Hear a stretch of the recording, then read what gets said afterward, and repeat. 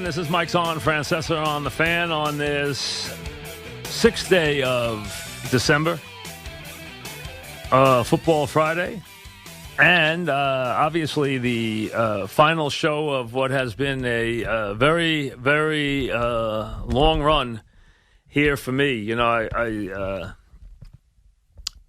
tweeted this morning. I said I first did an afternoon drive show in November of 1987.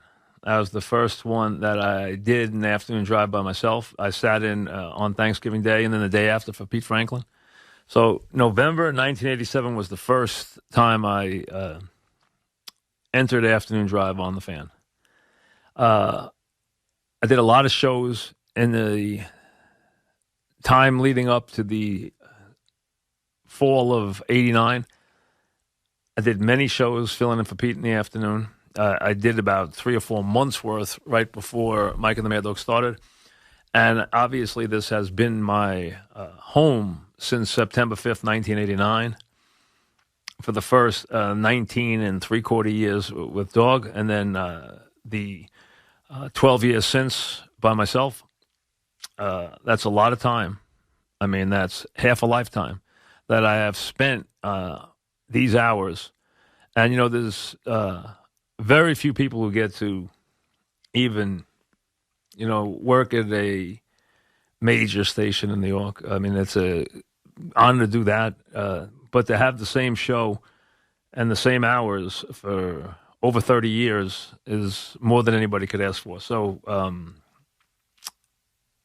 this is the last one. We will, you know, not spend a lot of time dwelling on that. You know, maybe the last couple of minutes we'll chat about it a little bit in the last half hour. But this is the final afternoon drive show for me after all these years. There'll be a new show starting in January when they start the winter.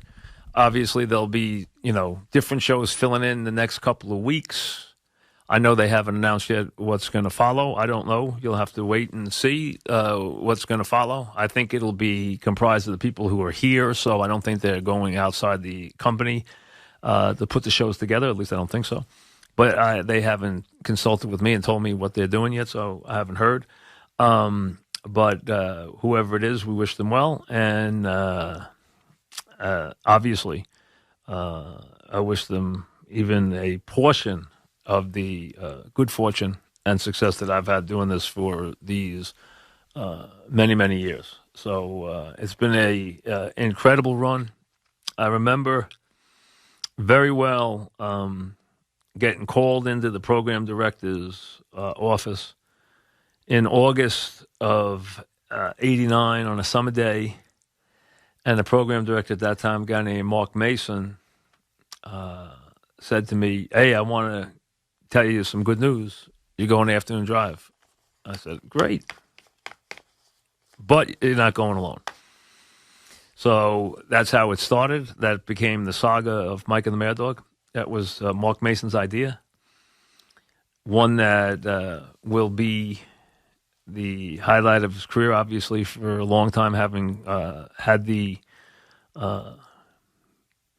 ingenuity and the smarts to create a show that most people were against.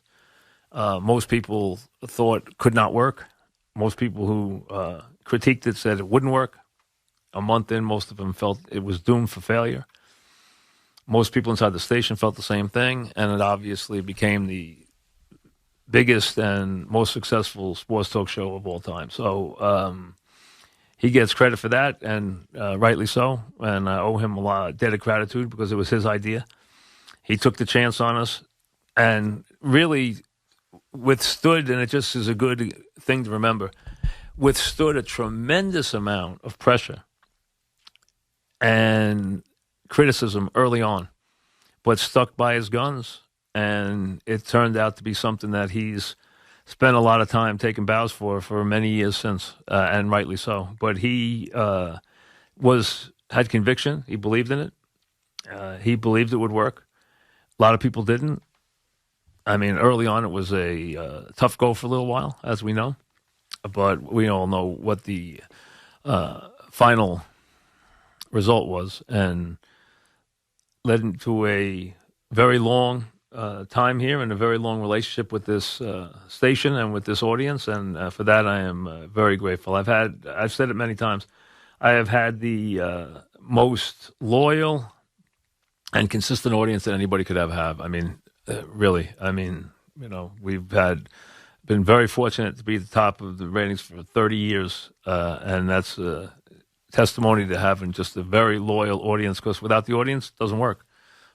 You guys are the ones that make the decisions, just like in most things. The public makes the decisions.